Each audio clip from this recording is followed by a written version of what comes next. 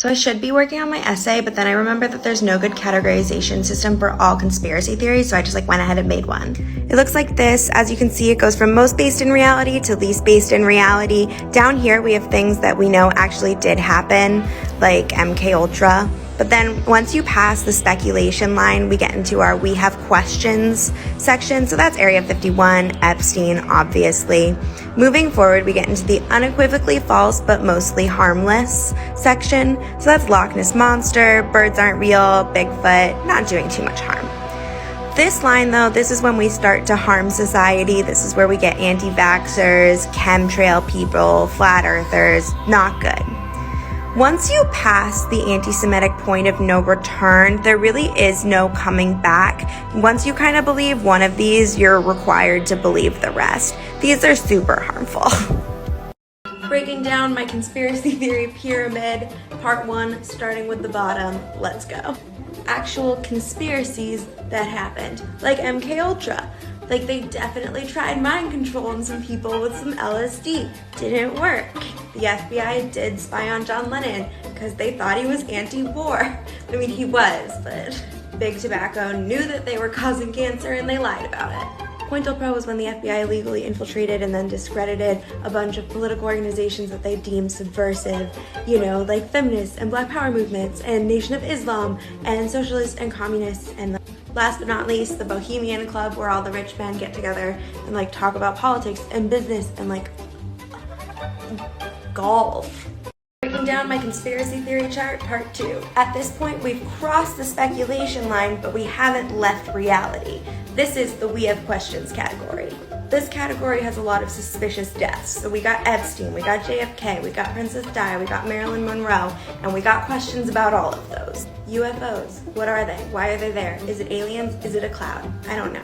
Area 51, as much as I wish it were like a Men in Black style alien hub, it's probably not, but also the US government secrecy around it like isn't helping. Denver International Airport is way too big, has really weird art, and it costs way too much money. This is at the entrance. That's not even photoshopped. Its eyes glow red. Free Britney, like she wore yellow. And birds, who do they work for? Breaking down my conspiracy theory chart, part 3. Now at this point, we've left reality, but we haven't quite started denying science. This is unequivocally false, but mostly harmless. This category has aliens, celebrities, and mythical creatures, and like if you're super lucky, all 3. This is our last category before things start to get kind of scary up there, so let's try and enjoy ourselves. Elvis is not still alive and his family would like for you to stop saying that. Avril Lavigne was not replaced by a woman named Melissa. She's just not 18 anymore. And Prince Charles isn't a vampire. He lives in a palace, not a castle. Get it right. Crop circles and Stonehenge, like you gotta stop giving aliens credit for human labor. It's rude. When I say Bigfoot, I'm not referring to indigenous folklore. I'm referring to the grown adult men who chase him in the woods. Fair warning, telling Scottish people that the Loch Ness Monster isn't real will make them angry, which will in turn make their accents even cuter. Breaking down my conspiracy theory chart, part 4. Now remember, we're moving up, away from reality, so we already covered all the real things that happened, the things we have questions about, and the ones that definitely didn't happen but are like still kind of fun to think about. We had such a good time. We talked about MK Ultra and Avril Lavigne and UFOs. Anyways, welcome to Science Denial. Theories down here tend to be about one thing, a single person, a single event.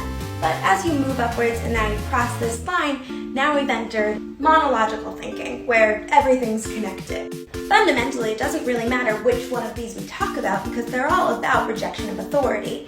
If you don't believe in climate change, what you're really saying is you don't trust the scientists. It doesn't matter what the experts say about chemtrails if you don't trust the experts. If someone feels discontented, these ideologies provide them with a sense of community and someone to blame. Also, if they say that they have scientific proof, they don't because that's a math term and scientists don't use that word. Breaking down my conspiracy theory chart, part... I hate to say it, but we've reached the anti-Semitic point of no return. Conspiracies up here use dualistic thinking, where there is good and there is evil, and the evil people usually control the world. Whether it's evil people controlling the government so that they can hurt children, or evil people lied about history and the shape of the world.